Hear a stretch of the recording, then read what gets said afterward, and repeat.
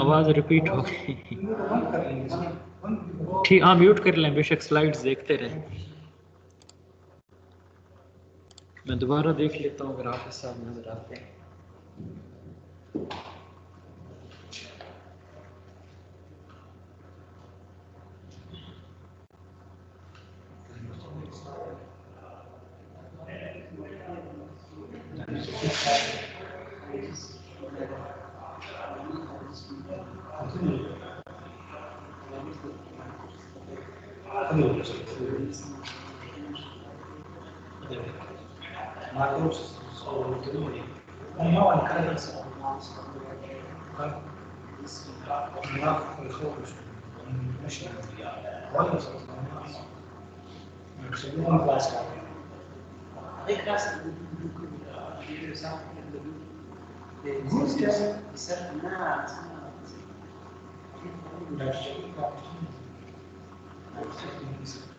चलिए साथ वाला रूम है, उधर चले चलते हैं।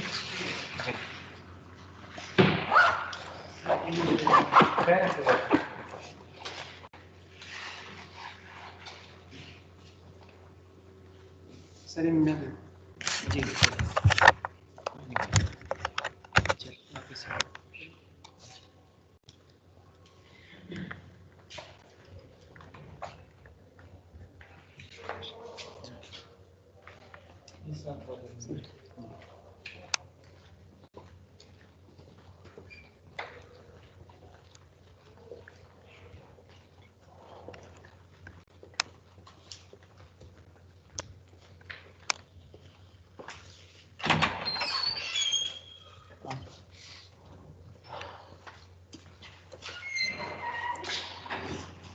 सर यहाँ पर जी इधर ही रखते आपको जो है।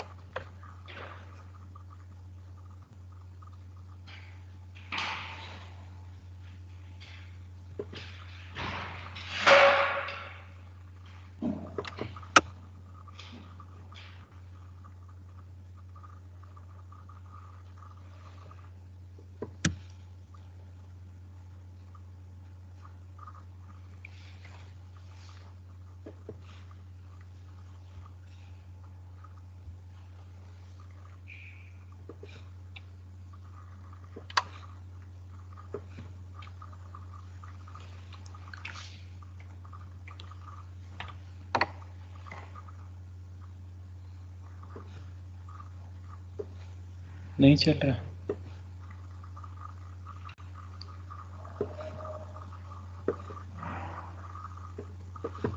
चलिए मैं फिर देख लेता हूँ।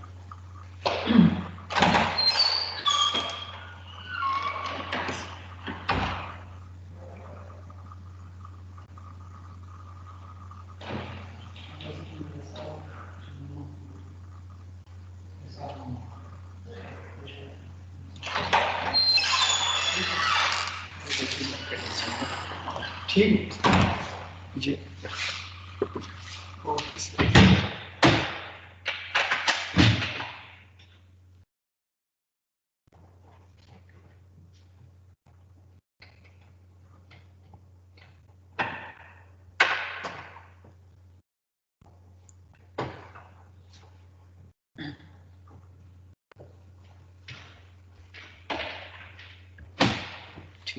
Thank you.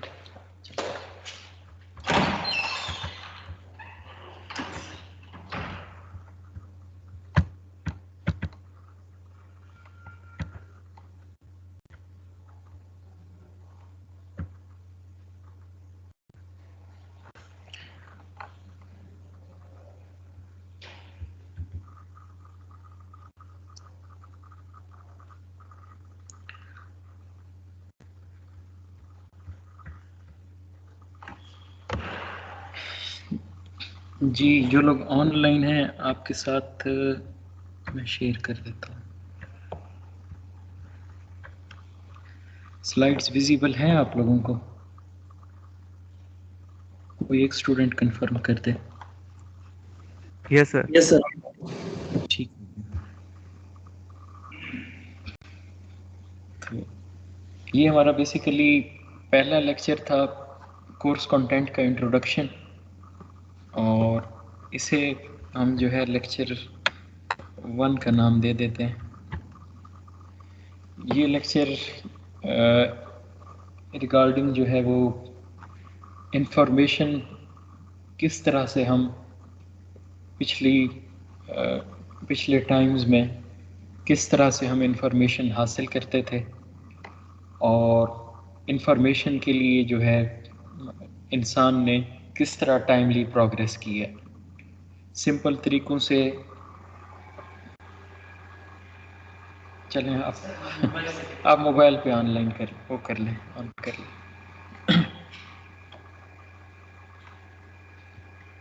सिंपल मेथड से किस तरह हम जो है रिमोट सेंसिंग की तरफ आए हैं। आप लोग लॉग इन कर लें।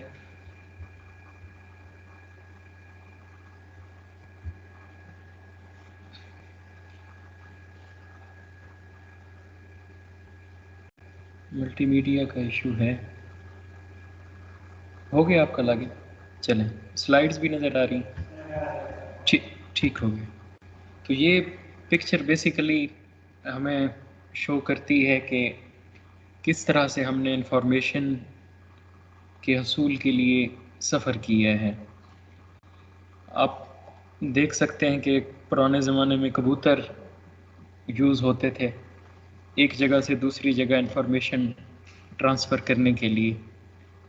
उसके अलावा जो है वो वक्त के साथ साथ जो है जहाज़, प्लेन, और उसके बाद आहिस्ता आहिस्ता हम सैटेलाइट की तरफ और रिमोट सेंसिंग की तरफ आए। अब बेसिक अगर बात की जाए तो किसी भी मुल्क की नेशनल टेरिटरी डिफ़ाइन करने के लिए मैप्स इम्पॉर्टेंस हैं। मैप्स से हमें पता चलता है कि किन एरियाज़ में या किस लोकेशन में हमारे विलेजेस और सिटीज़ लोकेटेड हैं। और पुराने अदवार में मुख्तलिफ़ लोकेशन में मैप जो है वो ज़मीन की अगर रजिस्ट्रेशन है या ज़मीन की अलॉटमेंट है या कोई माइनिंग एक्टिविटी है या कोई फॉरेस्ट है, तो उनके सर्वे मैप्स इस्तेमाल होते थे और सर्वे करके मैप्स बनाए जाते थे और उन मैप्स को जो है यूटिलाइज़ किया जाता था। इंडिया पाकिस्तान में जब जो है ईस्ट इंडिया कंपनी आई तो उसने भी पहला काम यही किया कि उसने मैप्स डेवलप किए ताकि हर लोकेशन की इंफॉर्मेशन क्लियर हो और इजीली पता हो कि जी किस लोकेशन पे कौन सी चीज़ है, भले वो स्ट्रेटेजिक पॉइंट ऑफ व्यू से इम्पॉर्टेंट है या कोई मिनरल्स हैं या कोई रिसोर्सेज हैं, तो उस हवाले से मैप्स उन्होंने प्रिपेयर किए। तो बेसिक इंफॉर्मेशन का सोर्स जो है वो मैप्स थे और मैप्स से हम आइडेंटिफाई करते थे कि नेशनल टेरिटरी या विलेजेस उनकी जो है वो लिमिट्स किस जगह पे हैं, कहाँ हैं। अब मैप्स से आगे अगर हम मूव करें तो दो और टर्म्स आई, डेटा और इंफॉर्मेशन।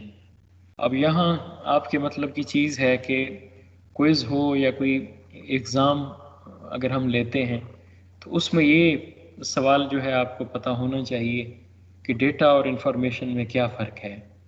डेटा क्या है और इन्फॉर्मेशन क्या है, दोनों टर्म्स जो हैं ये एक दूसरे के लिए हम यूज़ तो करते रहते हैं।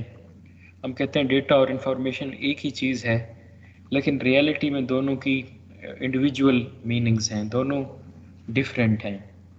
अब वो डिफरेंस हम देखना चाहते हैं कि क्या है। डेटा जो है वो हम कहते हैं कि उसे ह्यूमन या कोई सिस्टम या कोई एक्सपर्ट जो है वो इजीली अंडरस्टैंड कर सकता है। उस डेटा को कोई एक्सपर्ट जो है वो इंफॉर्मेशन की फॉर्म में कन्वर्ट कर सकता है। इसकी मिसाल मैं देता हूँ कि फ़र्ज़ करें आपके पास बहुत सी लोकेशन, आपको पता है कि जी पाकिस्तान है, पाकिस्तान के 4 सूबे हैं, 4 सूबों की लोकेशन जो है वो तो आपको नहीं पता।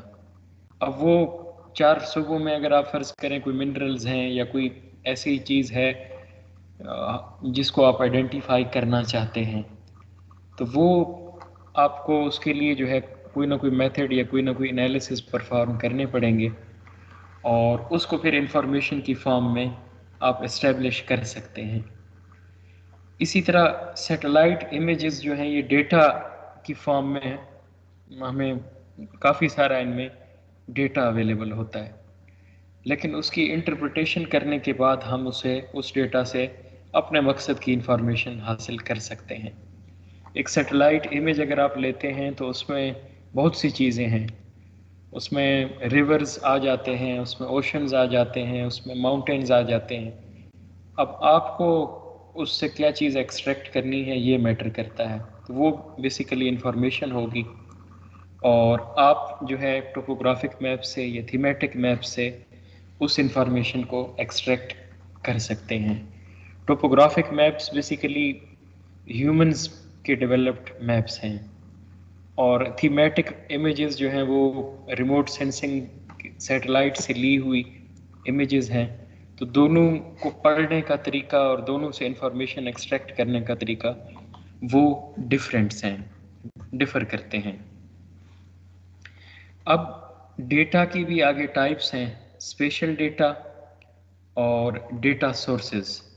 स्पेशल डेटा को हम जियो स्पेशल या जियोग्राफिकल डेटा भी कहते हैं, और जियो स्पेशल या जियोग्राफिकल डेटा हम इसलिए कहते हैं कि हमें कोऑर्डिनेट्स गिवन होते हैं, एग्जैक्ट हमें पता होता है कि किस पॉइंट पे या किस लोकेशन पे हम बात कर रहे हैं। और स्पेशल डेटा जो है वो कोऑर्डिनेट्स की फॉर्म में स्टोर होता है और उसे उसके बाद जो है हम जीआईएस में प्लॉट कर सकते हैं। अब यहाँ उसकी मिसाल है स्पेशल डेटा की कि इस नस्ट कैंपस में हम देखना चाहते हैं कि पार्किंग एरियाज़ जो हैं वो कितने हैं। उन पार्किंग एरियाज़ के लैटीट्यूड लॉन्गिट्यूड अगर आपको पता होंगे तो उसको आप प्लॉट कर सकते हैं और उन लैटीट्यूड लॉन्गिट्यूड को हम फिर स्पेशल डेटा कहते हैं। अब डेटा सोर्सेस की अगर हम बात करें तो स्पेशल इंफॉर्मेशन हमें क्यों चाहिए, special why we need special information, वो हमें इसलिए चाहिए कि हम अपना इन्वेंट्री डेटा का जो है एक ब्लॉक बना लें, डेटा या इंफॉर्मेशन को हम अपने पास इकट्ठा करें, अपने रिकॉर्ड में उसे रखें कि जी इतनी एक इंफॉर्मेशन है, इस टाइप का डेटा है। इट डिपेंड्स कि आप किस चीज़ को डील कर रहे हैं। हम चाहते हैं कि हमें पता हो, तो इसलिए हम इन्वेंट्री बनाते हैं और डिफरेंट डेटा टाइप्स को जो है इकट्ठा कर लेते हैं। फिर है मॉनिटरिंग। आप किसी चीज़ को अगर मॉनिटर करना चाहते हैं, उसमें एग्जांपल है फॉरेस्ट की। अगर आप फॉरेस्ट देखना चाहते हैं कि फॉरेस्ट जो है वो किन लोकेशंस पे अवेलेबल है और किन लोकेशंस पे उसकी डेंसिटी कम या ज़्यादा हो रही है, तो फॉरेस्ट की मॉनिटरिंग के लिए हमें स्पेशल इंफॉर्मेशन चाहिए। हमें लैटीट्यूड या लॉन्गिट्यूड अगर पता होंगे तो हम बता सकते हैं कि फॉरेस्ट की डेंसिटी कम हुई है या ज़्यादा हुई है। अगर एग्जैक्ट लैटीट्यूड या लॉन्गिट्यूड नहीं होंगे तो हम नहीं पता कर सकते। इसी तरह अगर आपको कोई स्पेशल रिलेशनशिप देखना है, स्पेशल की जब हम बात करते हैं तो it means with respect to space, एक पॉइंट से दूसरे पॉइंट में डिफरेंस कितना है और एक पॉइंट से दूसरे पॉइंट की तरफ जो है रिलेशन कितना बनता है। अब डेटा की डिफरेंट सोर्सेज हैं। पहला तो है कि डेटा आप ग्राउंड सर्वे करके या फील्ड सर्वे करके कलेक्ट कर सकते हैं।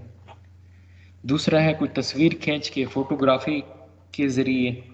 अब फोटोग्राफी आप ज़मीन के ऊपर एक पॉइंट से दूसरे पॉइंट को कैप्चर कर सकते हैं। एरियली हवा में जो है आप कैमरा किसी चीज़ पे लगा के इस तरह की सेटिंग कर सकते हैं कि तस्वीरें जो हैं वो खींचें। हेलीकॉप्टर पे या जहाज़ पे आप जाके तो तस्वीरें ले सकते हैं लो फ्लाइट करके।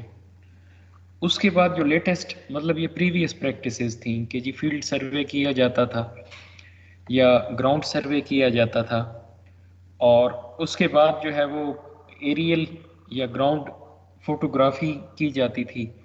फिर उसके आ गया रिमोट सेंसिंग। उससे हम इमेजिंग का कॉन्सेप्ट था कि रिमोट सेंसिंग इमेजेस को यूज़ करके तो हम आइडेंटिफाई कर सकते थे कि किस टाइप का डेटा या किस टाइप की इंफॉर्मेशन इस लोकेशन पे अवेलेबल है। दूसरा है फिर पोजीशनिंग सिस्टम। अब आजकल जो है रिमोट सेंसिंग के अलावा जो है हम एग्जैक्टली लैटिट्यूड और लॉन्गिट्यूड की बेस पे ट्रेस आउट कर सकते हैं। एक्यूरेसी जो है वो अब बढ़ गई है और हम इंफॉर्मेशन को इजीली कलेक्ट कर सकते हैं। तो ये दो स्लाइड्स थी बेसिकली कि मैप्स क्या हैं। पुराने इसमें अदवार में और अभी भी किसी नेशनल टेरिटरी को डिफ़ाइन करने के लिए मैप्स की इम्पोर्टेंस है। मैपिंग जो है वो अपने मुल्क की या अपने एरिया की सब लोग करते हैं। दूसरा था difference between data and information. Data और इंफॉर्मेशन में क्या डिफरेंस है। दोनों टर्म्स को हम एक लिहाज से यूज़ करते हैं लेकिन दोनों टर्म्स जो हैं वो डिफरेंट हैं।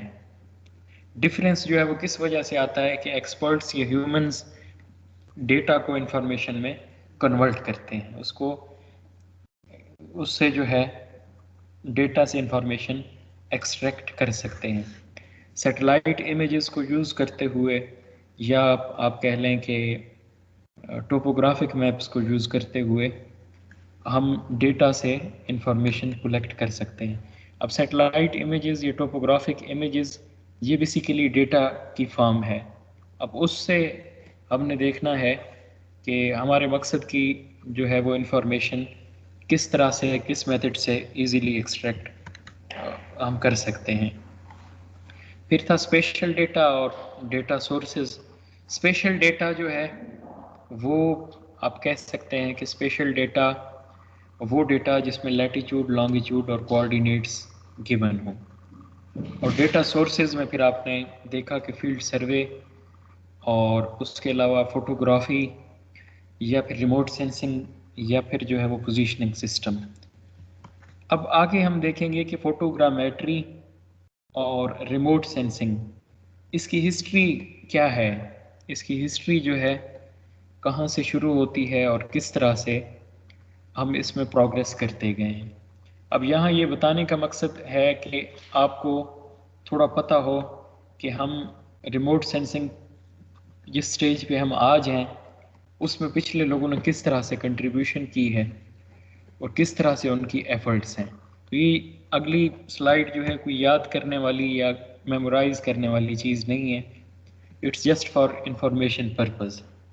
इन लेक्चर्स में जो चीज़ आपके एग्ज़ाम पॉइंट ऑफ व्यू से इम्पॉर्टेंट आएगी वो मैं साथ के साथ आपको बताता जाऊंगा, और कुछ चीज़ें ऐसी हैं जो आपको याद करने की ज़रूरत नहीं है, बट यू शुड नो, आपको जो है वो पता हो कि ये किस लिए पढ़ाया जा रहा है। अब पहला है 1600 में, उसमें स्टीरियोस्कोपी से आगाज़ किया इंसान ने, और स्टीरियोस्कोपी को यूज़ करते हुए इंसान ने कहा कि जी हमें डेटा कलेक्ट करने की ज़रूरत है। अब वो 1700 तक पूरे 100 साल उस पर काम होता रहा, और उसमें फिर प्रोजेक्शन का कॉन्सेप्ट आया। रिवर्स प्रोजेक्शन को यूज़ करते हुए हमने ऑब्जेक्ट्स को मेजर किया, ऑब्जेक्ट्स की मेजरमेंट की तरफ हम चले। और फिर 1800 में ये डिफरेंट लोग हैं, अंग्रेज़ हैं, जिन्होंने जो है कंट्रीब्यूशन की है। तो अब 1800 में लुईस ने जो है फ़ोटोज़ को इन्वेंट किया और इमेजेस का उसने कॉन्सेप्ट दिया, और शीट के ऊपर, कॉपर शीट के ऊपर उसने इमेज प्रिपेयर की। फिर प्रीवियस अगर आप देखें तो 100 ईयर्स का डिफरेंट था। अब आगे अगर आप देखते हैं तो 50 ईयर्स का डिफरेंस है, और फिर उससे मज़ीद कम होता जा रहा है। कहने का ये मकसद है कि पुराने इसमें इंसान ने एफर्ट तो की, लेकिन ज्यों ज्यों हम एक सदी से दूसरी सदी में आए तो इंसान को उस चीज़ में बेनिफिट नज़र आने लगा, और मुख्तलिफ लोकेशंस पे मुख्तलिफ ह्यूमंस ने एफर्ट की, और टाइमली जो है वो रिसर्च का आउटपुट 50 साल बाद मिला। अब उसमें क्या हुआ कि जी इसने बैलून से गुब्बारे के ऊपर जो है वो करके, यूटिलाइज करके गुब्बारे को टोपोग्राफिक मैप प्रोड्यूस किए 1850 में। फिर 1900 में ये हुआ कि फ़ोटोज़ को जो है फ़ोटोज़ की डिज़ाइनिंग हुई। 1902 में राइट बरादरान ने एयरप्लेन डेवलप किया, जहाज़ के ऊपर जहाज़ डेवलप करके उन्होंने इमेजेस लेना शुरू की। फिर 1950 में अल्ट्रा वायलेट जो है अलावा कंप्यूटर बेस्ड इक्विपमेंट जो है वो डेवलप हुआ, और 1957 से ऑनवर्ड जो है वो रिमोट सेंसिंग में हम प्रोग्रेस कर रहे हैं। रिमोट सेंसिंग में डिफरेंट मिशंस इंसान ने फ़िज़ा में भेजे, और उन मिशंस से इंसान ने इमेज की फॉर्म में इंफॉर्मेशन कलेक्ट की, और फिर एक्यूरेसी की तरफ हम बढ़ते गए। और आजकल जो है वो आप कह लें कि उसमें हमने फिर डिफरेंट पैरामीटर्स, हाइड्रोलॉजिकल या मेट्रोलॉजिकल पैरामीटर्स हैं, उनको मेजर करना शुरू किया।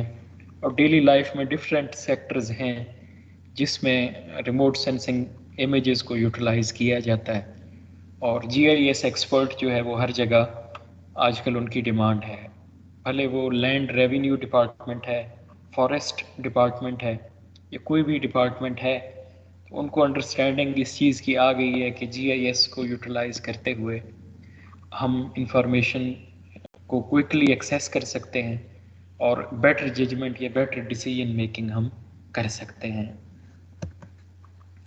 अब अर्थ, एटमॉस्फेयर, ओशन, लैंड, इनका सफ़र है कि रिमोट सेंसिंग को यूज़ करते हुए हमने सबसे पहले अर्थ को मॉनिटर किया, फिर एटमॉस्फेयर को मॉनिटर किया, और फिर ओशंस को भी हमने मॉनिटर करना शुरू किया। अब इसमें आइकनोज है, लैंड सेट है, स्पॉट है, ये डिफरेंट मिशंस हैं सैटेलाइट्स के जो नासा की तरफ से भेजे गए, और उसमें इजीली जो है वेदर की इंफॉर्मेशन और क्लाउड्स की इंफॉर्मेशन, एटमॉस्फेयर की इंफॉर्मेशन, ओशन की इंफॉर्मेशन, उसको इजीली जो है एक्सेस करना हमने शुरू किया।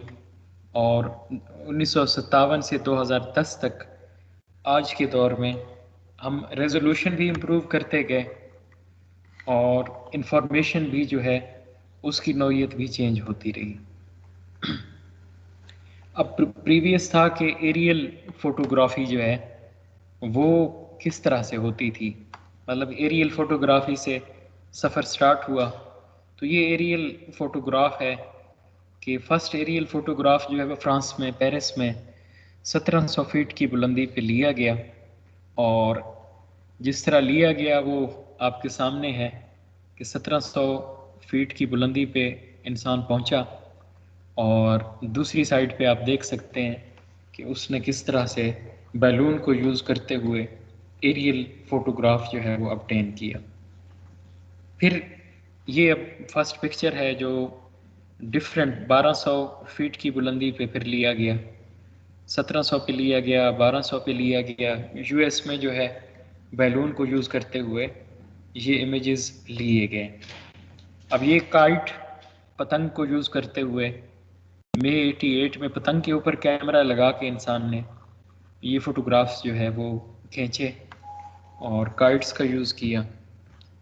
अब ये भी सैन फ्रांसिस्को में आप देख सकते हैं कि अर्थक्वेक आया और उससे जो है फायर का वो कंडीशन हुई, तो काइट्स को यूज़ करते हुए 2000 फीट बुलंदी पे इंसान ने उसको पिक्चर करने की कोशिश की ताकि हम देख सकें कि अर्थक्वेक से कहाँ नुकसान हुआ है और फायर का इम्पेक्ट जो है वो किस जगह पे है और किस जगह पे फायर की सिचुएशन हुई है।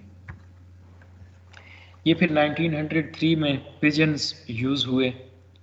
पिजन्स के ऊपर कैमरे लगा के और 70 ग्राम उसका जो है वो साइज़ था कैमरे का, जिससे जो है वो पिजन इजीली कैरी कर सकता था। आज से 200 साल पहले या 250 साल पहले आप पुराने ड्रामों में या पुराने मूवीज़ में देखते हैं कि पिजन्स को इन्फॉर्मेशन के लिए या ख़त लिख के उस पर लगाया जाता है और उनकी इस तरह से ट्रेनिंग थी कि वो इन्फॉर्मेशन कैरियर थे, इन्फॉर्मेशन को एक पॉइंट से दूसरे पॉइंट तक कैरी कर सकते थे। ये अब पिजन्स से जो है पिजन को यूटिलाइज करते हुए ली गई तस्वीर है। उसके बाद जो है वो एरियल फोटोग्राफी का कॉन्सेप्ट आया कि इंसान ने जो है वो हवा में उड़ने की कोशिश की और उड़ते हुए उसने कैमरे से जो है 1915 में पिक्चराइज करने की और तस्वीरें खींचने की कोशिश की। फिर उसके बाद ये जहाज़ का कंसेप्ट आया और इससे जो है एरियल फोटोग्राफ्स लिए गए। एरियल डिस्टेंस पे एक स्पेसिफिक पे एरियल फ़ोटोज़ जो है वो इस तरह के लिए गए जिसमें आप इजीली देख सकते हैं कि किधर बिल्डिंग्स हैं, किधर गाड़ियाँ हैं, किस तरह का इंफ्रास्ट्रक्चर जो है वो मौजूद है। तो ये पहली कुछ स्लाइड्स जो हैं वो बेसिकली थी कि इंफॉर्मेशन में, डेटा में क्या फ़र्क है, मैपिंग का कॉन्सेप्ट क्या है, और फिर उसके बाद था कि इंसान ने एरियल फोटोग्राफी को किस तरह से यूज़ किया और एरियल फोटोग्राफी में किस तरह उसने प्रोग्रेस किया। अब उसके बाद बात आती है लेटेस्ट 1960s में टर्म आई GIS, जियोग्राफिक इंफॉर्मेशन सिस्टम। ये टर्म यूज़ हुई और इससे कनाडा की लैंड इन्वेंट्री से ये मुराद है कि कनाडा की पूरी जो रियासतें हैं, जो लैंड है, उसको देखा गया कि किस लोकेशन पे कौन सा सूबा है, कौन सी जो है वो फीदर्स या कौन कौन सी प्रॉपर्टीज़ इस कनाडा में जो है पाई जाती हैं, रूरल एरियाज़ कहाँ हैं, और लैंड्स को जो है मैनेज करने के लिए उस लैंड इन्वेंट्री को यूटिलाइज किया गया और इसको फिर GIS, जियोग्राफिक इंफॉर्मेशन सिस्टम का नाम दिया गया। अब ये जियोग्राफिक इंफॉर्मेशन सिस्टम क्या है, ये आपके उस मतलब की बात आ गई है। अगर एग्ज़ाम में आ जाए what is a GIS, what is your understanding about GIS, exam में हमारी कोई क्वेश्चन या कुछ जो भी चीज़ होगी वो इन स्लाइड्स में से होगी, बाहर की कोई चीज़ नहीं होगी। जस्ट ये होगा कि तरीका चेंज होगा। व्हाट इज़ ए GIS, यहाँ ये लिखा हुआ है, उधर होगा what do you understand about GIS, what is your understanding regarding geographic information system, what do you know about geographic information system. उसमें फिर आपने मार्क्स की तरफ देखना है, 5 का है या 2 का है, तो शॉर्ट आंसर जो है वो लिखना है। अब शॉर्ट आंसर क्या होगा, it's a computer system for collection, storage, updating, manipulation, analysis and display of geographic data।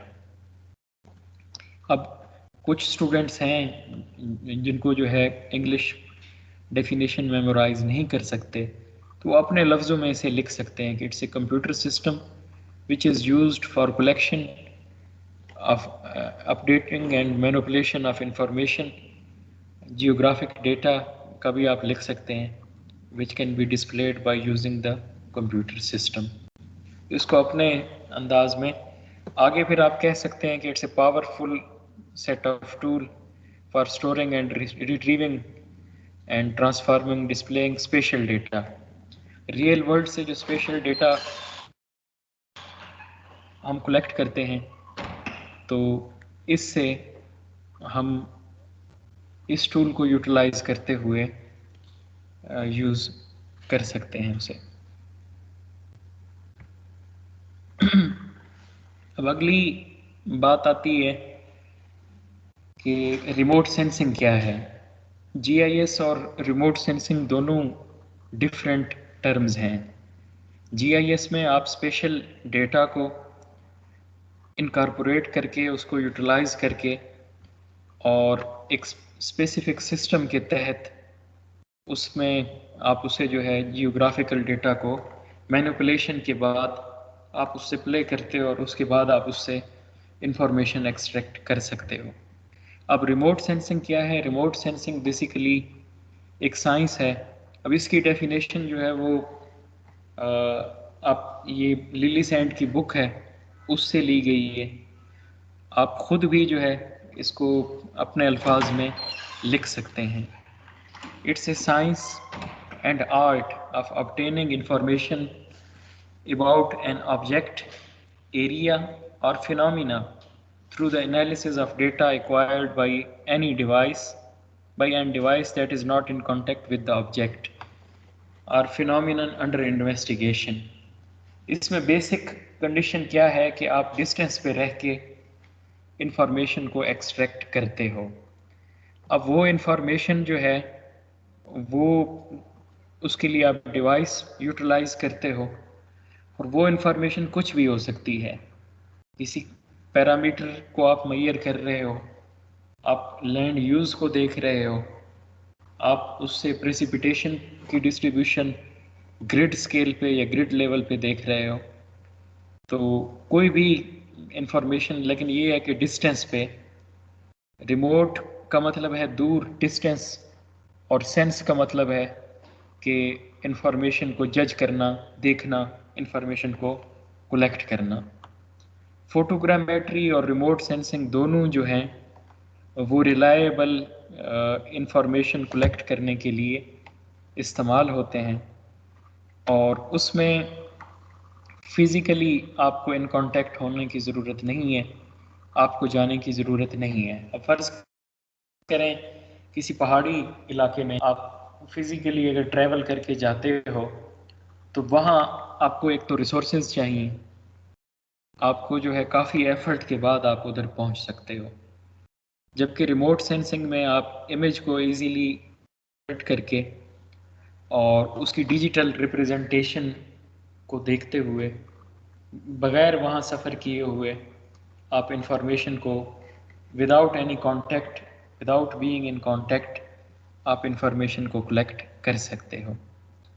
अब ये फिर रिमोट सेंसिंग की डेफिनेशन मैक्सिमम और मिनिमम, मतलब आपको मैक्सिमम पता होना चाहिए कि जी ये data acquiring without touching it जो है, डेटा किसी भी लोकेशन को टच किए बगैर, वहाँ विज़िट किए बगैर डेटा को कलेक्ट करना।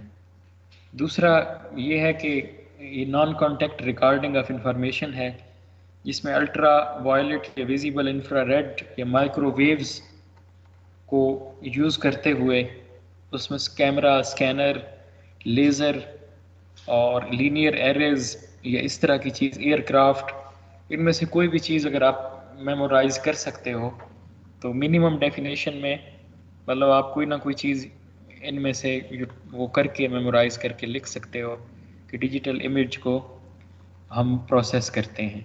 सादा लफ्ज़ों में आप कह सकते हो कि इंफॉर्मेशन या data acquiring about an object without being in contact with it. तो this is remote sensing.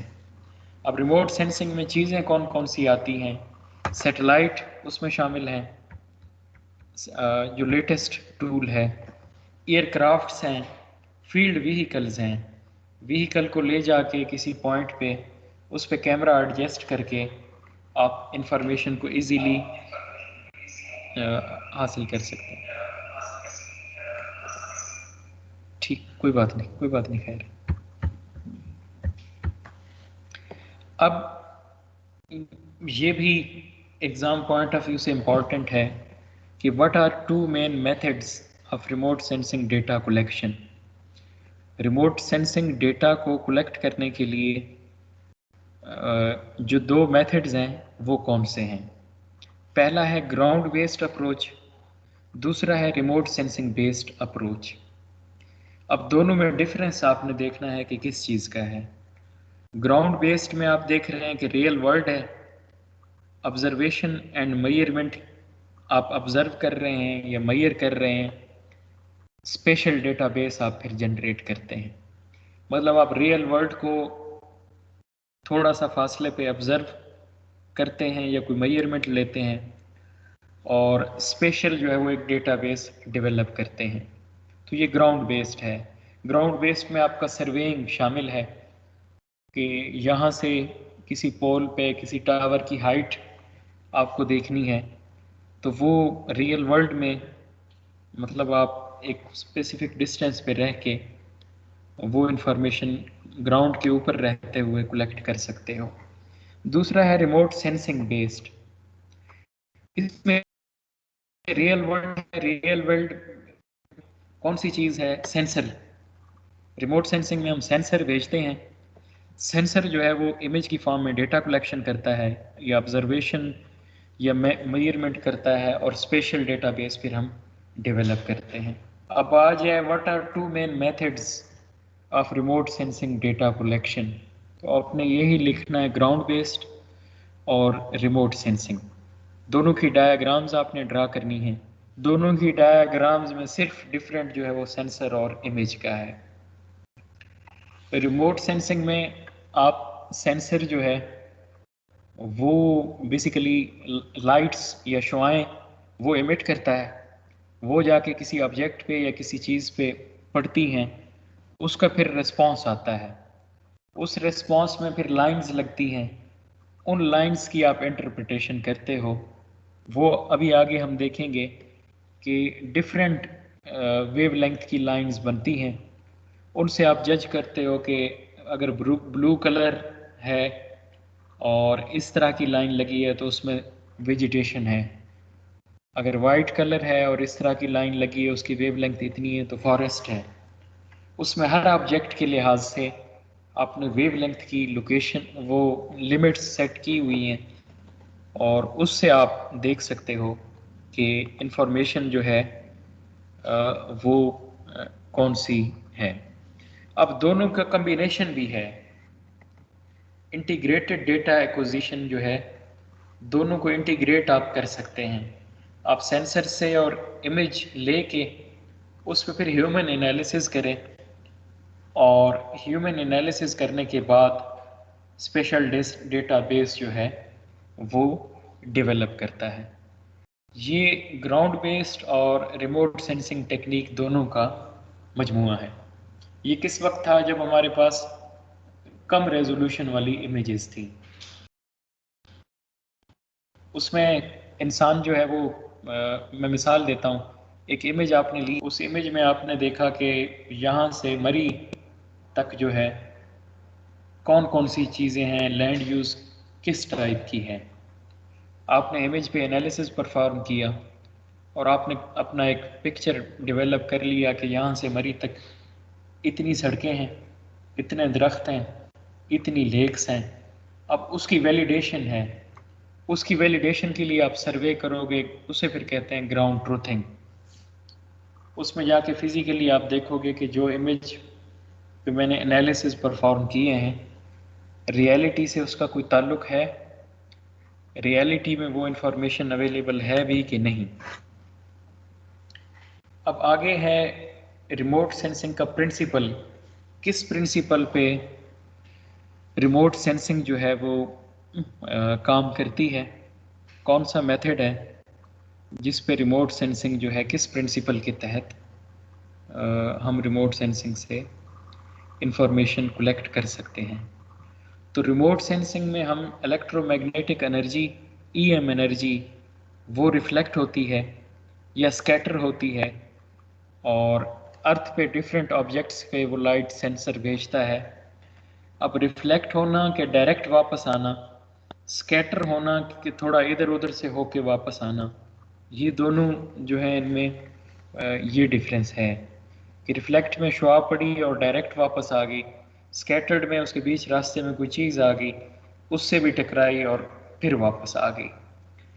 अब डिफरेंट ऑब्जेक्ट्स जो हैं वो डिफरेंट काइंड की एनर्जी और उनका रिस्पांस डिफरेंट होता है, डिफरेंट काइंड की एनर्जी रिटर्न करते हैं, और वो फिर इसके जो है आइडेंटिफिकेशन का बायस बनती है, उससे हम आइडेंटिफाई कर सकते हैं। अब इलेक्ट्रोमैग्नेटिक रेडिएशन की हमने बात की, तो ये फिज़िक्स में आपने पढ़ी हुई है। इलेक्ट्रोमैग्नेटिक रेडिएशन जो है वो बेसिकली वेव्स की फॉर्म में है या रेडिएशन की फॉर्म्स में है, जो स्पीड ऑफ द लाइट जो है वो इतने मीटर पर सेकंड है, उसके साथ ये ट्रैवल करती हैं। एनर्जी जो है वो एक जगह से दूसरी जगह उसका ये ट्रांसफ़र कर सकती हैं। अब ये वेव्स एनर्जी कैरी करती हैं और एनर्जी इनके अंदर जो है वो एनर्जी के साथ सिंक्रोनाइज्ड है, और इलेक्ट्रोमैग्नेटिक फील्ड ये डेवलप करती हैं, और इलेक्ट्रोमैग्नेटिक फील्ड से जो है वो इलेक्ट्रिक मैग्नेटिक फील्ड जो है वो परपेंडिकुलर है,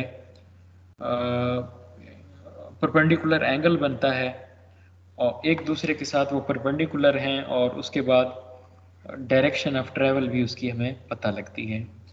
अब ये आप देख रहे हैं कि एक इमेज है जिससे हमने इलेक्ट्रोमैग्नेटिक रेडिएशन की रिप्रेजेंटेशन की है।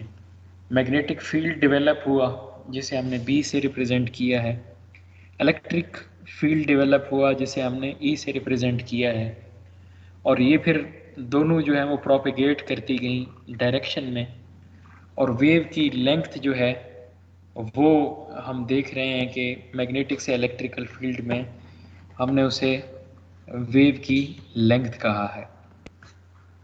अब इलेक्ट्रोमैग्नेटिक रेडिएशन जो है वो उसमें एनर्जी जो है वो सेवरल मैकेनिज्म के तहत जनरेट होती है।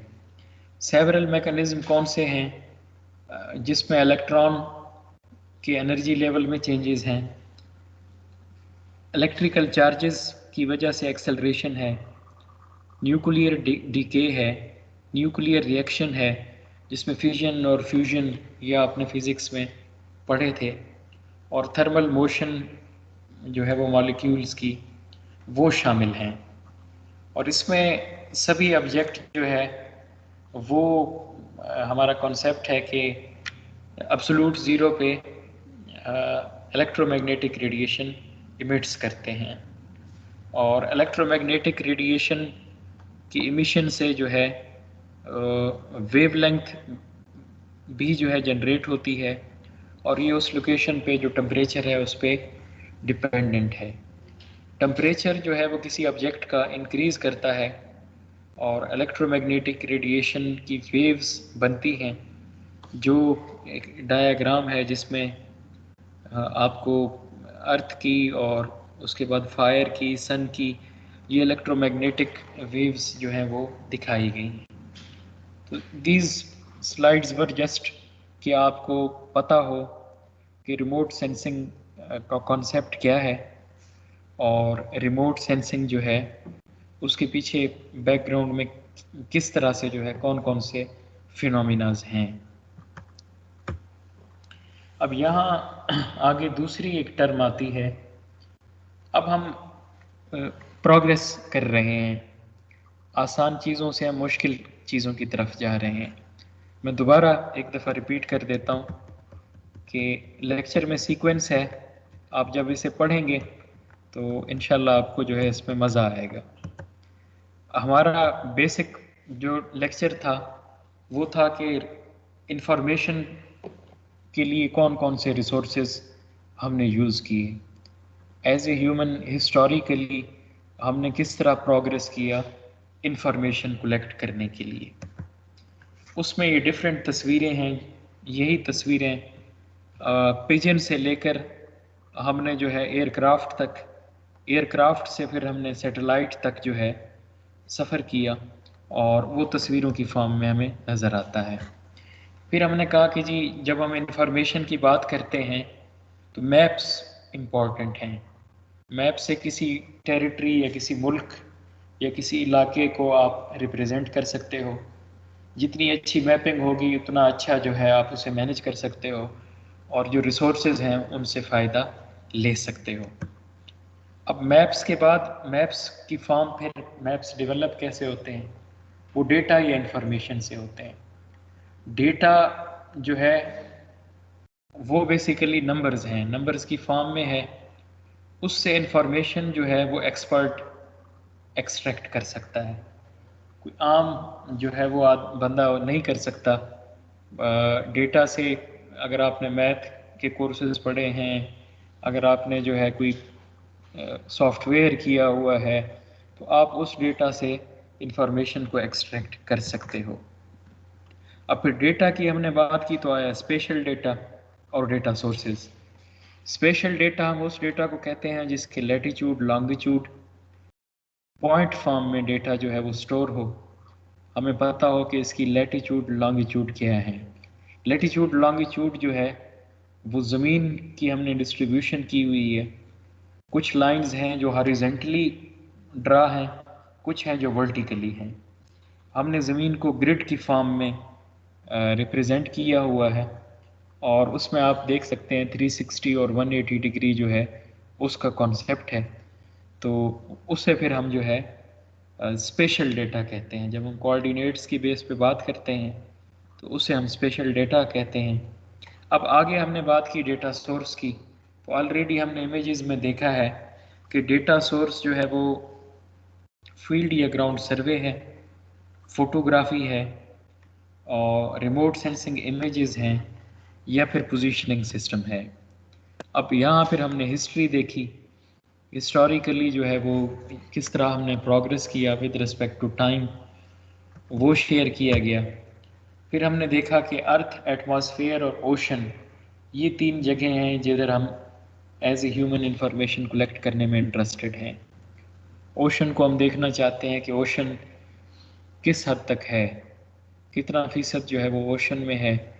एटमॉस्फेयर जो है उसमें कौन कौन से फिनोमेना चलते हैं, और अर्थ जो है वो उसमें किस तरह से डिस्ट्रीब्यूशन है।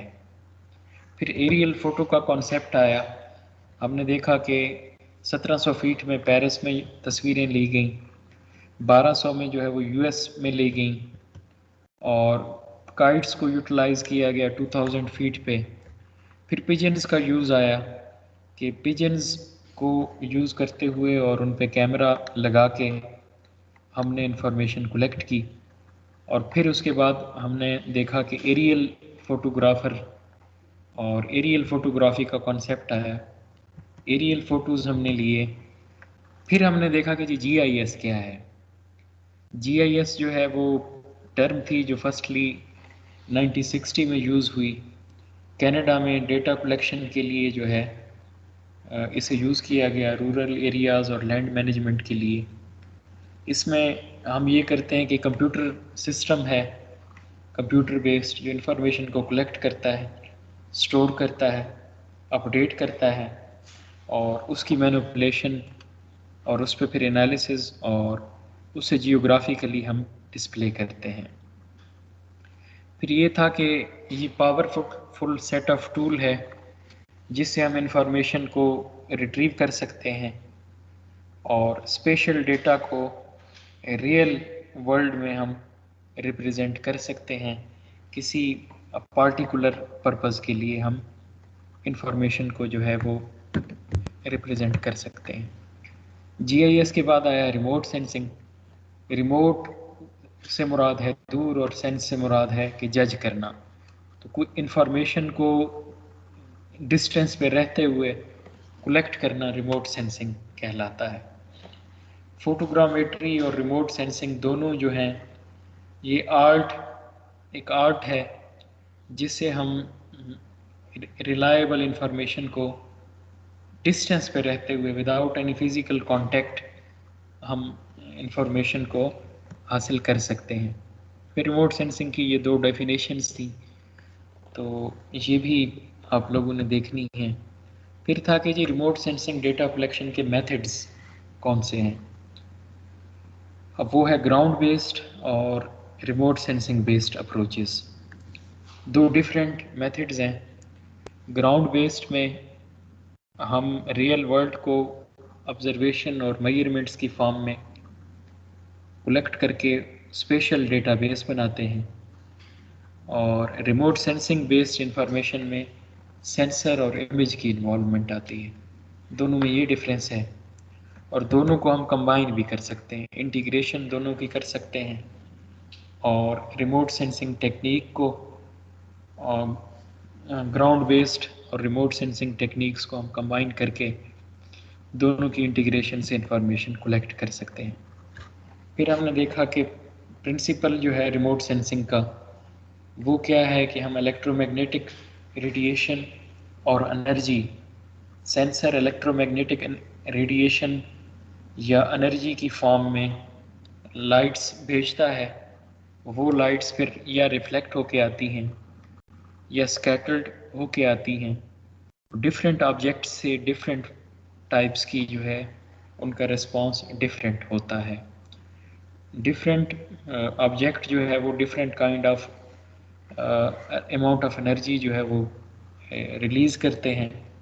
उससे फिर हम आइडेंटिफाई करते हैं कि ऑब्जेक्ट जिससे लाइट की इमिशन हुई वो क्या है और किस फॉर्म में। फिर इलेक्ट्रोमैग्नेटिक रेडिएशन का कॉन्सेप्ट था, और इलेक्ट्रोमैग्नेटिक रेडिएशन की डेफिनेशन थी। उसमें हमने मैग्नेटिक और इलेक्ट्रिक फील्ड का देखा, और वो फील्ड बाकायदा जो है वो वेवलेंथ का डिफरेंस है और प्रोपगेट एक स्पेसिफिक डायरेक्शन में करती है, और उससे फिर हम इलेक्ट्रोमैग्नेटिक रेडिएशन की फिर जिस तरह मैंने कहा लाइंस बनती हैं, तो इन लाइंस में आप देख सकते हैं कि जी अर्थ है, सन है और फायर है, दोनों का रिस्पांस जो है तीनों का वो हमें नज़र आया। अब हम आ रहे हैं नेक्स्ट स्टेज पे जो है अल्बीडो। अल्बीडो क्या है कि albedo is a measure of how much light that hits the surface is reflected. हमने लाइट भेजी, उसको कितना परसेंट जाके जो है उस ऑब्जेक्ट को हिट करता है और कितना परसेंट जो है वापस आता है। अब जब हिट करता है तो कुछ अब्जॉर्ब भी तो हो जाता है, कितना परसेंट अब्जॉर्ब होता है, कितना परसेंट जो है वो फिर रह जाता है और जो फिर वापस हमें मिलता है। अब उसमें हम ये देखते हैं कि कितना जो है वो डार्क कलर में आता है, कितना जो है वो हमें लो अल्बीडो की फॉर्म में आता है। तो अल्बीडो बेसिकली जो है वो एक मेजर है कि how much light is reflected.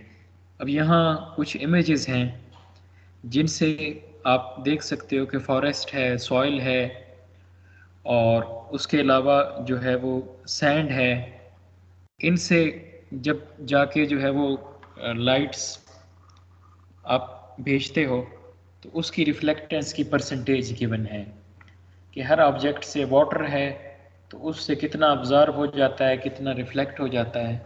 Ice है, स्नो है, कितना एक अब्जॉर्ब होता है। सैंड है, फिर सॉइल है, और उसके बाद डेजर्ट्स की अगर हम बात करें, और उसके अलावा जो है वो आप कह लें कि डिफरेंट चीज़ें हैं जिनसे हम देख सकते हैं कि लाइट किस फॉर्म में वापस आती है। फिर एक और हाई अल्बीडो और लो अल्बीडो का डिफरेंस दिखाया गया है। हाई अल्बीडो में आप देखें कि 100% लाइट आपने भेजी, 90 या 89% वापस गई, जस्ट कम परसेंट जो है उसकी वो अब्जॉर्ब हुई। लो अल्बीडो में हमने देखा कि ज़्यादा परसेंट अब्जॉर्ब हुई और कम वापस गई। तो ये अब आप देख रहे हैं जो बड़ी तस्वीर है, इसमें अर्थ है, अर्थ के ऊपर फिर वो लाइट्स जो हैं, रेज जो हैं वो पड़ रही हैं और कुछ अब्जॉर्ब हो रही हैं, कुछ वापस आ रही हैं।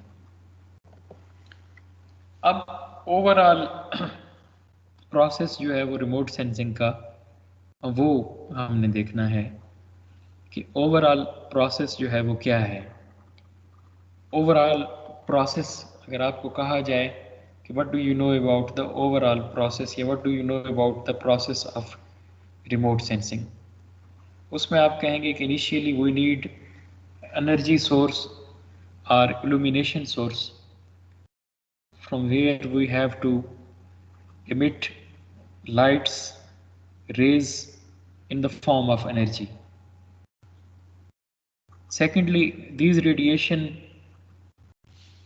passes through the atmosphere. ये रेडिएशन एटमॉस्फेयर से गुजरती हैं. So second thing, we need atmosphere. Firstly, we need energy source or illumination source, and then we need atmosphere as a transfer source from where those lights travel. And third, we need a target where we want to get information, at which place we have to collect information. For example, we want to know about the moon. हम चांद के बारे में जानना चाहते हैं, तो चांद के लिए एटमॉस्फेयर तो हमें पता है, इट एग्जिस्ट, लेकिन एनर्जी सोर्स या इल्यूमिनेशन जो है वो हमें डिफाइन करनी पड़ेगी कि किस तरह की लाइट्स, इलेक्ट्रोमैग्नेटिक रेडिएशंस हम भेजें जो यहाँ से चांद तक पहुँच भी सकें। और फिर इंटरेक्शन है, टारगेट चांद है, तो चांद से उनका जो है इंटरेक्ट करना। और आगे है recording of energy by the sensor. Sensor जो है वो रिकॉर्ड करता है कि कितनी एक एनर्जी मैंने भेजी है। जिस तरह अल्बीडो में हमने देखा कि जी 100%। उसके बाद अगले स्टेप में रिसेप्शन है और प्रोसेसिंग है। सेंसर रिसीव करता है लाइट्स को और फिर उसे एज ए ह्यूमन हम सेंसर प्रोसेस करता है। सेंसर में जो हमने उसकी प्रोग्रामिंग की हुई होती है या जो सेटिंग रखी हुई होती है वो प्रोसेसिंग हो गई। उसके बाद एज ए ह्यूमन हम इंटरप्रिटेशन करते हैं, एनालिसिस करते हैं और फिर उस चीज़ को अप्लाई करते हैं। So this is the process in remote sensing. Now I would relate it with hydrology. Hydrology के साथ मैं इसे रिलेट करता हूँ। किस तरह से कर सकता हूँ कि I want to measure rainfall data. मुझे देखना है कि रेनफॉल जो है वो इस्लामाबाद में या पाकिस्तान में या अफ़गानिस्तान में, इंडिया में, चाइना में, किसी भी लोकेशन पे किस फॉर्म में जो है वो प्रेसिपिटेशन आ रही है।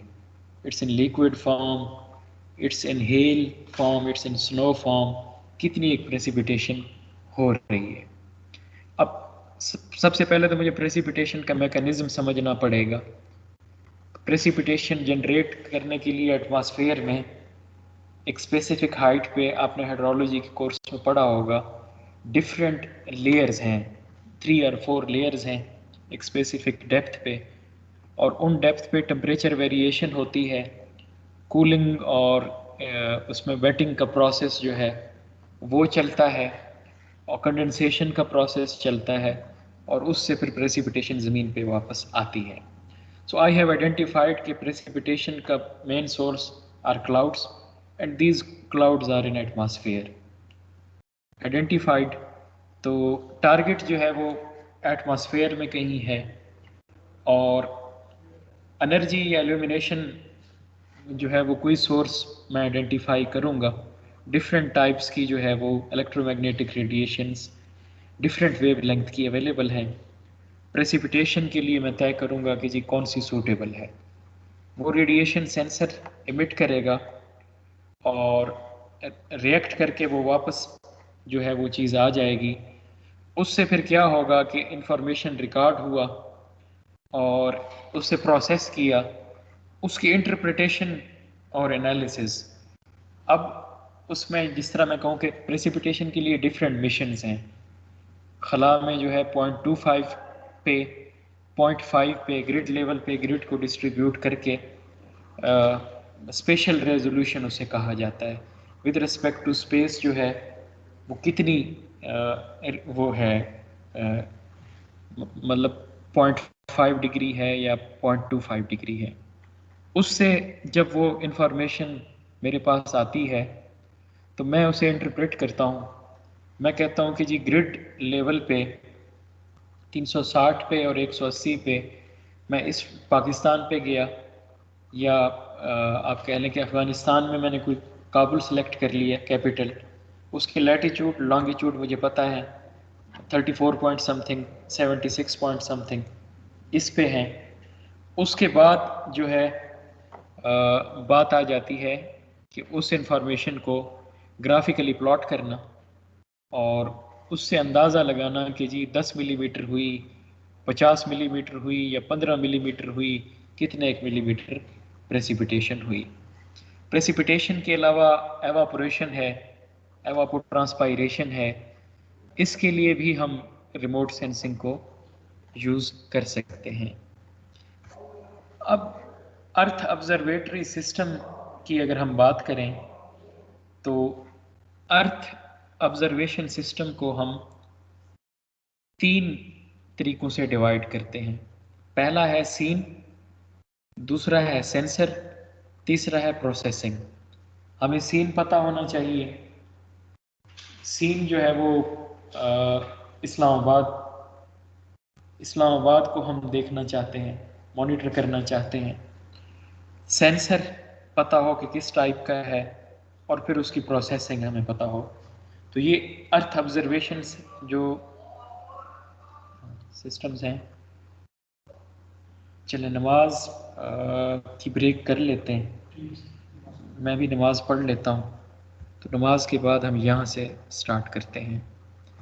जो स्टूडेंट ऑनलाइन हैं आप लोग जो है वो 15-1 मिनट की नमाज की ब्रेक है। आप लोग यहाँ बैठे हुए हैं, चलें मैं ठीक है।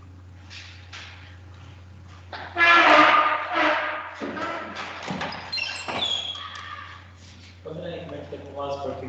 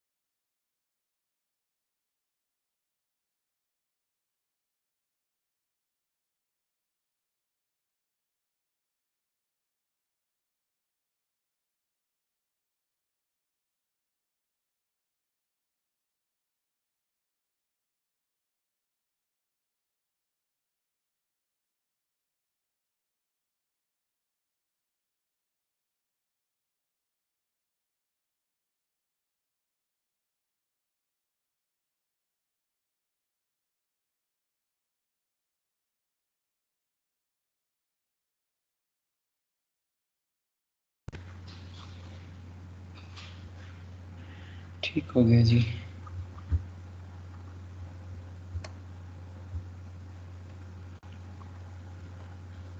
नेक्स्ट हम देख रहे थे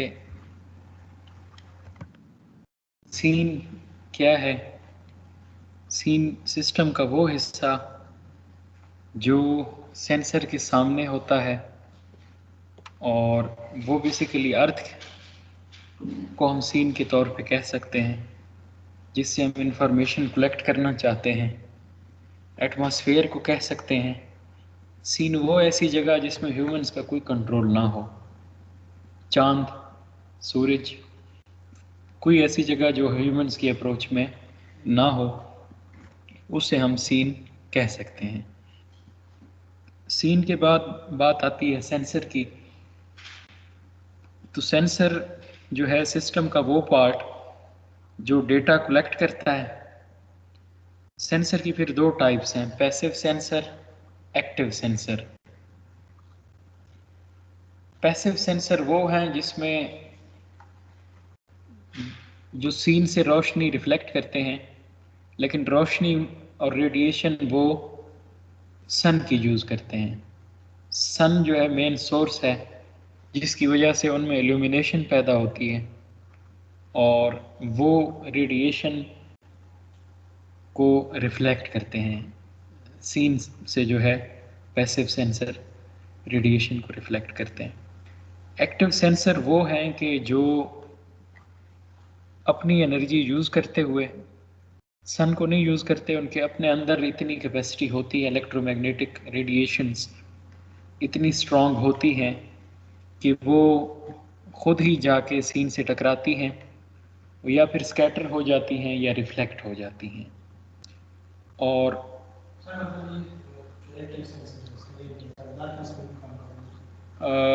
एक्टिव सेंसर सूरज की रोशनी, हाँ एक्टिव डार्कनेस में काम कर सकते हैं। पैसिव सेंसर जो है वो सूरज के बगैर काम नहीं कर सकते, वो सूरज पे डिपेंडेंट है। और सूरज मतलब पूरी दुनिया में उसकी रोटेशन चल रही है। दुनिया में हर वक्त किसी न किसी हिस्से पे दिन है, हर वक्त मतलब रात नहीं है। पूरी दुनिया में उसकी रोटेशन डिफरेंट है।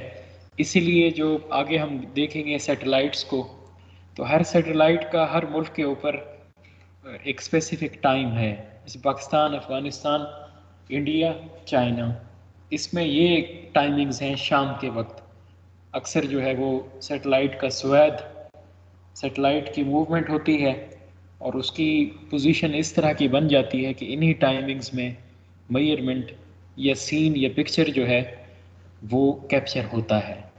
कुछ फिर आगे सैटेलाइट्स हैं जो अब 24 आवर भी मॉनिटरिंग करते हैं, लेकिन उसके लिए आपको पे करना पड़ता है, वो फ्री नहीं है। अमेरिकन ने यूएसजीएस, यूनाइटेड स्टेट्स जियोलॉजिकल सर्वे, और उसके अलावा उनके अपने मिशंस हैं चाइनीज़ के, जापानीज़ के, तो फ्री डेटा अवेलेबल है। लेकिन आप ज़्यादा एक्यूरेसी में अगर जाना चाहते हैं तो फिर उसके लिए आपको पे करना पड़ता है, और पैसे दे के आप जो है उससे वो चीज़ कर सकते हो। पाकिस्तान में है स्पार्को। हमें अगर पाकिस्तान की जो है वो किसी भी लोकेशन की इमेजेस इंतहाई हाई रेजोल्यूशन की अगर चाहिए हों, तो पर सीन आई थिंक उनका 30,000 है। 30,000 दे के हम एक दिन की जो है एक सीन परचेज कर सकते हैं। डेटा ट्रांसमिशन जो है वो एयरक्राफ्ट से भी जो है हम जिस तरह पीछे डिस्कस किया कि हम डेटा जो है ला सकते हैं और उसको ट्रांसमिट कर सकते हैं। सैटेलाइट में हमें इलेक्ट्रॉनिकली वो डेटा स्टेशन पे, सैटेलाइट में फिर डिफरेंट जगहों पे स्टेशंस लगे हुए हैं सैटेलाइट के। उन स्टेशंस में डायरेक्ट ट्रांसमिशन होती है रेडिएशंस की, और फिर उन्हीं ग्राउंड स्टेशन पे आप इंफॉर्मेशन को कलेक्ट करते हो और उसे फिर इंटरप्रेट कर सकते हो। तो डेटा को रिकॉर्ड भी कर सकते हो, और उसके अलावा जो है आप कह लें कि TTRS ये एक सिस्टम है जिसमें ग्राउंड के ऊपर इसे इंस्टॉल करके tracking and data relay satellite system इसे कहा जाता है, उसमें आप इंफॉर्मेशन को किसी भी लोकेशन पे जिधर भी ये स्टेशन है आप इंफॉर्मेशन हासिल कर सकते हो। और जियो सिंक्रोनाइज्ड ऑर्बिट्स हैं। अब सिचुएशन ये है कि खला में भी आपको स्पेस अवेलेबल नहीं है। पाकिस्तान ने अपने कुछ मिशन भेजे थे, बदर 1 बदर 2, जो स्पेसिफिक हाइट पे जाके फेल हो गए और कोई उन्होंने सही काम नहीं किया। लेकिन चाइना ने पाकिस्तान के लिए ज़मीन या आप कह लें कि स्पेस एटमॉस्फेयर में परचेज़ करने में हेल्प की है। स्पेस हम जो है ऑन करते हैं, जिस तरह आपने सुना होगा साइंस एंड टेक्नोलॉजी के मिनिस्टर ने कहा है कि 2050 तक हम जो है चांद पे जाएंगे। तो स्पेस तो है और देखते हैं अगर हम 2050 तक ज़िंदा रहते हैं तो पहुंचते हैं कि नहीं। उसके अलावा आप कह सकते हैं कि ग्राउंड रिसीविंग स्टेशंस जिस तरह हमने डिस्कस किया डिफरेंट लोकेशन पे इंस्टॉल्ड हैं। अमेरिकन ने जो मिशन भेजे हुए हैं उनके तो पूरी दुनिया में ग्राउंड रिसीविंग स्टेशंस हैं और पूरी दुनिया में उन्होंने जो है वो आप कहें कि इंस्टॉल किए हुए हैं। आप गूगल कर सकते हैं उनकी लोकेशन इजीली, आप सैटेलाइट मिशन का नाम लिखें और लोकेशन आप आइडेंटिफाई कर सकते हैं। अब ये था स्पेक्ट्रल रिस्पॉन्स या स्पेक्ट्रल सिग्नेचर, जिसकी हम बात कर रहे थे कि इलेक्ट्रोमैग्नेटिक रेडिएशन एमिट होती हैं, वो जाके किसी सरफेस से टकराती हैं और फिर वापसी पे डिफरेंट कलर का रिस्पॉन्स आता है और उसकी जो है वो रिफ्लेक्टेंस की परसेंटेज डिफरेंट है। अब यहाँ आप देखें कि ये ग्राफ है वेवलेंथ वर्सेस रिफ्लेक्टेंस। तो इसमें आप देखें कि सॉइल से जब रेडिएशन टकराई तो इस तरह की रेड लाइन बनी। ये ऑलरेडी आपके पास एज ए रेफरेंस अवेलेबल है लाइन। जब आप देखते हैं इस तरह की लाइन आई तो आप जज कर सकते हैं इट वुड बी सॉइल। दूसरे में आप देखें ग्रीन वेजिटेशंस, उनका रिस्पॉन्स इस तरह आया, आप कह सकते हैं it would be vegetation, it would be greenery. दूसरा वाटर है, वाटर का रिस्पॉन्स फिर ब्लू है और उसकी वेवलेंथ जो है वो आप देख सकते हैं। तो these are known as spectral signatures. These are the characteristics curve associated with different objects.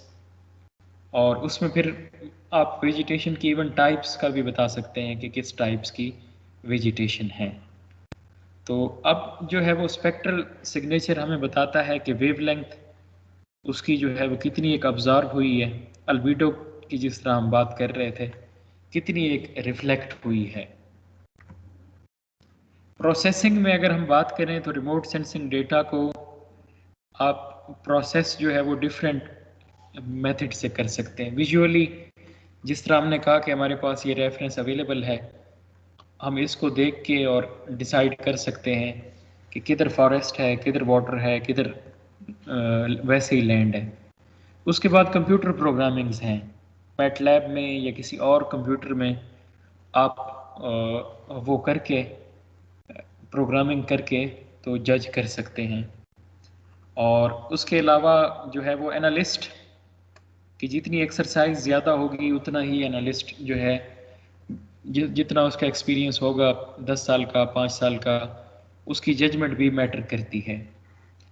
अब डिजिटल रिमोट सेंसिंग की अगर हम बात करें, एनालॉग इमेज और डिजिटल इमेज ये दो टाइप्स हैं इमेजेस की।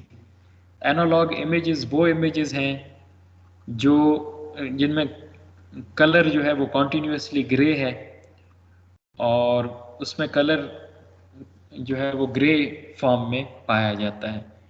डिजिटल में फिर डिफरेंट कलर्स हैं, सेल्स में डिवीजन है उसकी और सेल्स में आप जो है हर सेल की बेस पे कलर को इजीली जज कर सकते हो कि किस टाइप का कलर है।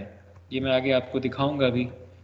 तो डिजिटल इमेज जो है वो न्यूमेरिकल रिकॉर्ड है और उसमें रेडिएशन जो है वो पिक्सल की फॉर्म में आती हैं, और रेंज जो है वो इनकी आप कह लें कि जिसे हम रेडियोमेट्रिक रेजोल्यूशन कहते हैं, वो 6, 7, 8, 10, 11 बिट्स पे है, और वो डिपेंड करता है कि किस तरह का स्कैनर है। अब ये चीज़ें बताने का ये मकसद है कि जब आप इमेज एनालिसिस पे जाएंगे, आप इमेज डाउनलोड करेंगे, तो वहाँ ये सारी चीज़ें आपने देखनी है कि जी उसकी पिक्सल साइज़ क्या है, स्पेशल रेजोल्यूशन कितना है, रेडियोमेट्रिक रेजोल्यूशन कितना है, और उसके अलावा जो है रेडियोमेट्रिक रेजोल्यूशन की वैल्यू 6 है, 7 है, 10 है, क्या है।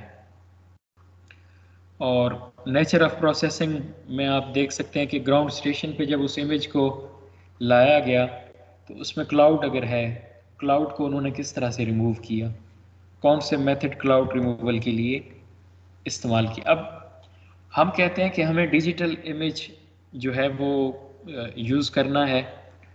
क्यों यूज़ करना है? उसकी डिजिटाइजेशन हमें नहीं करनी पड़ती। जितना एक मैक्सिमम फॉर्म होती है इंफॉर्मेशन एक्सट्रैक्ट करने की इमेज से, डिजिटल इमेज में वो कैपेसिटी है कि यूज़र जो है उसे ज़्यादा एफर्ट नहीं करनी पड़ती, डिजिटाइज नहीं करना पड़ता। कोई इन्फॉर्मेशन मिसिंग भी नहीं हो सकती उसमें, या चेंज भी नहीं हो सकती। एक इमेज है जो यूज़र ने लिया, वो उसे जो है फिल्म बनाते वक्त कोई चेंज कर सकता है, कलर अपनी मर्ज़ी के दे सकता है। डिजिटल इमेज में आप ये चीज़ नहीं कर सकते, ये सेंसर की तरफ से हासिल करता है, और उसे आप इजीली स्टोर कर सकते हैं यूएसबी में, कंप्यूटर में, किसी इस पे आप इजीली उसे, स्टोरेज भी इजी है। कलर लॉस का चांसेस नहीं है। कलर जो है जब एक दफ़ा स्टोर हो गया तो कलर लॉस नहीं है। उसमें बैंड्स भी जो है 3 से ज़्यादा हैं, 3 से ज़्यादा कलर के बैंड्स हैं, और उससे ये है कि मैक्सिमम चीज़ों को इजीली और एक्यूरेटली मॉनिटर किया जा सकता है, और फ्लेक्सिबल है, आप उसकी हार्ड कॉपी भी निकाल सकते हैं। तो क्वेश्चन आ जाए कि why we prefer digital image, what is your understanding regarding digital image, what are merits of digital image, तो आपने ये 4-5 लाइंस जो हैं वो लिख देनी है। अब डिजिटल इमेज ये आप देख लें कि एक है 20 मीटर रेजोल्यूशन, एक है 1 मीटर रेजोल्यूशन। 20 मीटर के पिक्सल में हमें चीज़ें क्लियर नहीं नज़र आ रही। 1 मीटर के रेजोल्यूशन में हम देख सकते हैं कि हमें इजीली जो है एस्पेक्ट रेशो, हॉरिजेंटल और वर्टिकल सीन का जो है वो डिस्ट्रीब्यूशन वो 1 है। तो 1 मीटर पे हमें क्लियरली नज़र आ रहा है कि कौन सी चीज़ किस जगह पे है, और कौन सी चीज़ किस चीज़ को रिप्रेजेंट करती है। डिजिटल इमेज की करैक्टरिस्टिक्स हैं, ये डिस्क्रीट एलिमेंट के ऊपर है जिन्हें हम पिक्सल कहते हैं। हर पिक्सल के अलॉन्ग एक नंबर होता है, और उस नंबर से हम सीन को इजीली जज कर सकते हैं, उसे हम प्रॉपरली डिस्प्ले भी कर सकते हैं। कंप्यूटर प्रोसेसिंग उसकी आसान है, और पिक्सल साइज़ भी जो है वो स्मॉल से ग्रेटर की तरफ जो है वो वेरी कर सकते हैं।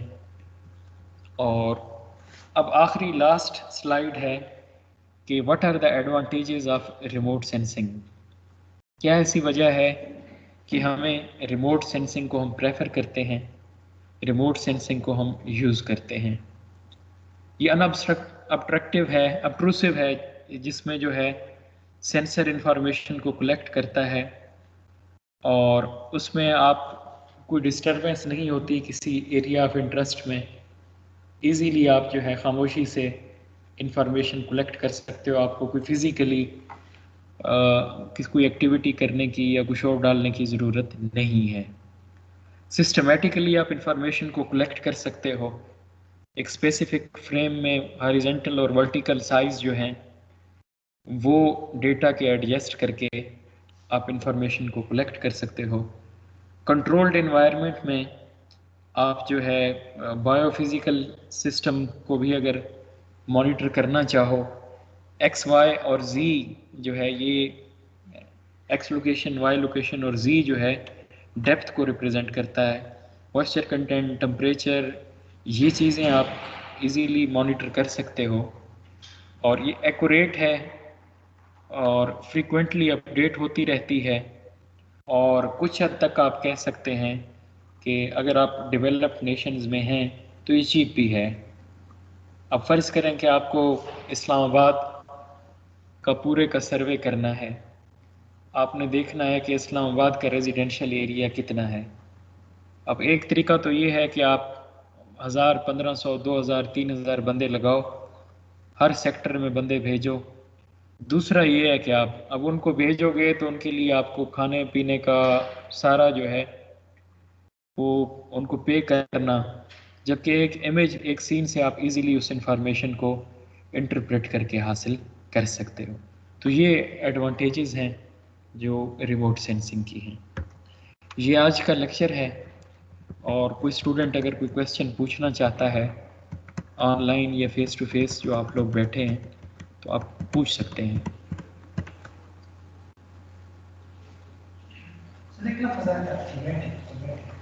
थीमेटिक, जी थीमेटिक जो है उससे रेजोल्यूशन हम मुराद लेते हैं कि मैं आपको दिखा भी देता हूँ। थीमेटिक का जो है वो यूज़ रिमोट सेंसिंग इमेजेस में आप कह लें कि ज़्यादा है जी। और अब टोपोग्राफिक मैप्स हैं जिन्हें आप कोई सर्वे करके वो कलेक्ट करते हो। थीमेटिक मैप्स वो हैं जिसमें आप उसको रेज को या आप कह लो कि रिमोट सेंसिंग मेथड्स को यूज़ करके एक्सट्रैक्ट कर सकते हो। Thematic images basically these are remote sensing images, एक ही चीज़ है जी। कोई ऑनलाइन अगर स्टूडेंट क्वेश्चन करना चाहे तो आप पूछ सकते हैं।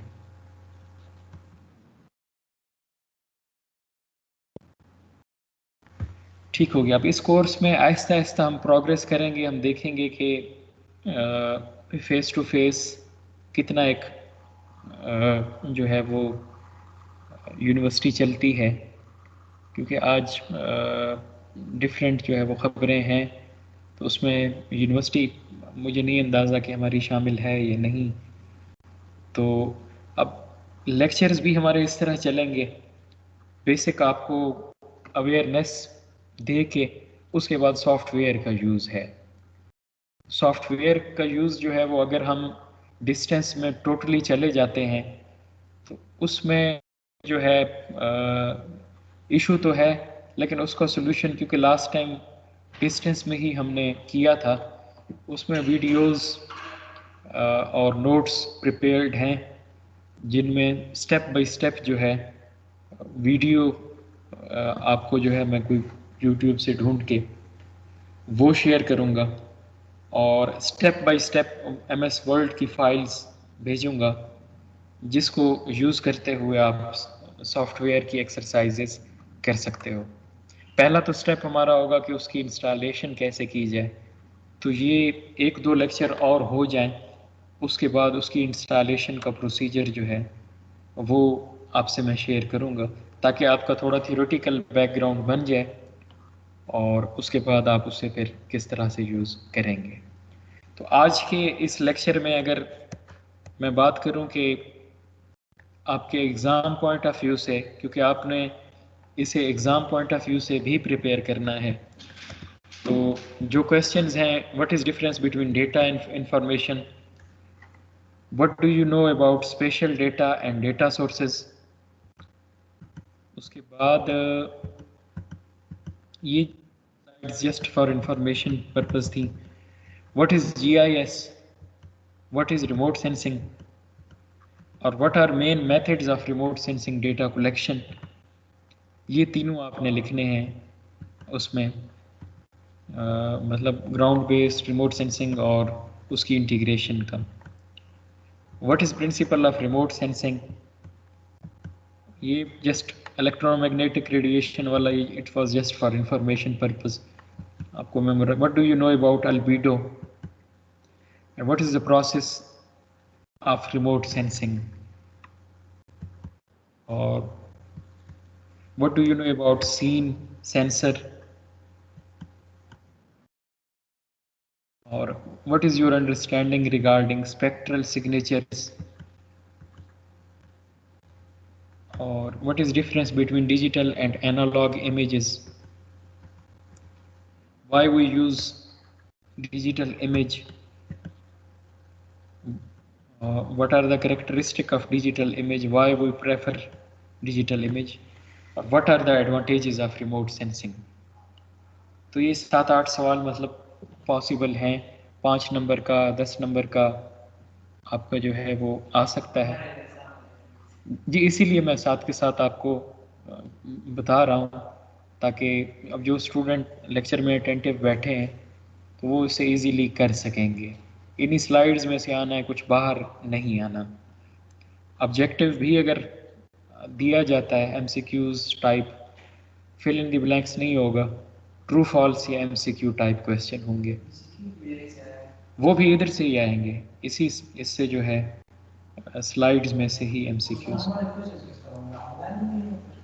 क्विज़ेस का असल में पहले जो हमें इंस्ट्रक्शन आई थी कि आपने फेस टू फेस ले लेने हैं, और ये भी आ गया था कि एग्ज़ाम जो है वो OHT1 यहाँ होता है 1 आवर टेस्ट, तो वो आपका पहला सेमेस्टर है दूसरा है?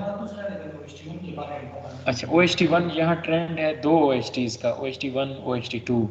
तो OHT1 आपका जो है वो जो पिछला अभी तक ऑफिशियल कंफर्मेशन नहीं है, तो जस्ट ये था कि मार्च में कंडक्ट हो जाना चाहिए।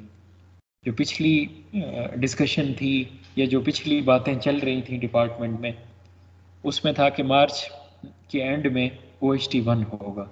तो OHT1 भी इसी तरह 30 नंबर का जो है वो होगा, और उसमें इसी तरह OHT2 होगा, 15% उसका काउंट होगा। 15% OHT1, 15% OHT2, ये 30 हो गया। 20% आपके जो है वो सेशनल होंगे, और बाकी 50% का आपका जो है वो फाइनल होगा। 20% मतलब आपकी असाइनमेंट्स होंगी या क्विजेज होंगी, 10 क्विजेज 10 असाइनमेंट, इस तरह उनकी डिस्ट्रीब्यूशन पहले नॉर्मल हालात में ये हुआ करती थी।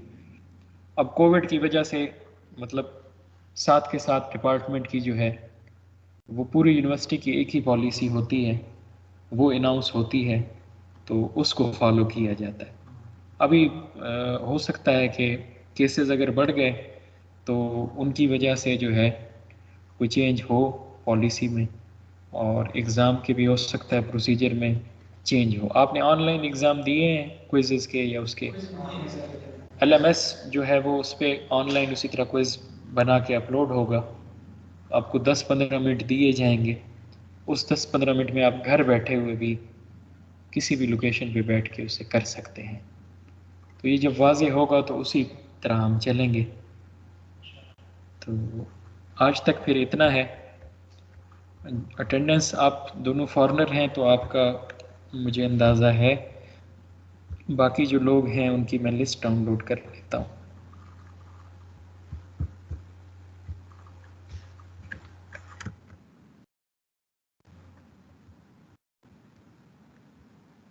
सर ये लेक्चर भी काइंडली फाइल टैब्स में अपलोड कर दीजिए। जी, लेक्चर जो है MS टीम का फाइल सेक्शन, उसमें लेक्चर के साथ मैं अपलोड अभी बल्कि कर भी देता हूँ। आपको बता देता हूँ जिन स्टूडेंट्स को नहीं पता।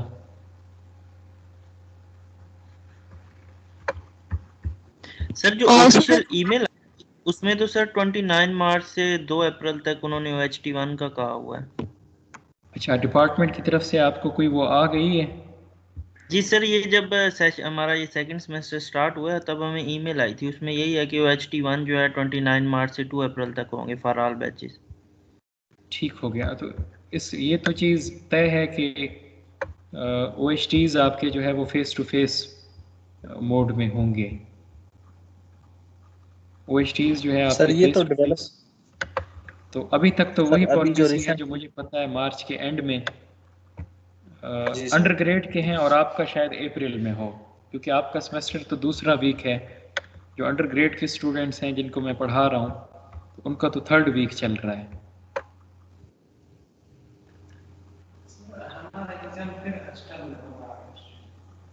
हाँ, ये चीज़ भी हो सकती है कि एग्ज़ाम वो जिस तरह पिछली दफ़ा प्रैक्टिस हुई वो वही चीज़ होगी। जो हॉस्टलाइड हैं उनका हॉस्टल में होगा, जो डे स्कॉलर हैं उनका इसमें होगा। मतलब ऑफिशियली तो इसकी अभी तक कोई कंफर्मेशन नहीं है, लेकिन इसी तरह ही कोई प्रोसीजर अडॉप्ट किया जाएगा। तो ये लेक्चर आपका अपलोड हो गया और रिकॉर्डिंग सेक्शन है फाइल्स में, वहाँ अवेलेबल है। आप दोबारा सुनना चाहें वो करना चाहें तो आप कर सकते हैं। ठीक होगी। किसी का ऑनलाइन कोई 1-2 स्टूडेंट क्वेश्चन करना चाह रहे थे तो आप पूछ सकते हैं। Excuse me sir. जी सर एक्चुअली ये होता है कि अक्सर चैनल हमारा मिस हो जाता है या फिर वो फाइल्स तो वहाँ से ना मिस हो जाती हैं। तो अगर पॉसिबल हो तो जब LMS पे रजिस्टर हो तो उधर हमारे ये लेक्चर्स अपलोड हो जाएं। बिल्कुल। LMS पे अंडर ग्रेड वालों के कोर्सेज तो आ गए हैं, तो पोस्ट ग्रेड वालों का जो है वो मैं बात कर लेता हूँ, पूछ लेता हूँ। तो LMS पे भी जिस दिन आपका कोर्स जो है वो आ गया, इंशाल्लाह जल्द आ जाएगा, तो उधर भी लेक्चर जो है अपलोड साथ के साथ में कर दिया करूँगा। ठीक है सर, थैंक यू। चलें फिर आज का लेक्चर हम यहाँ तक वो करते हैं, रिकॉर्डिंग में स्टॉप कर देता हूँ। और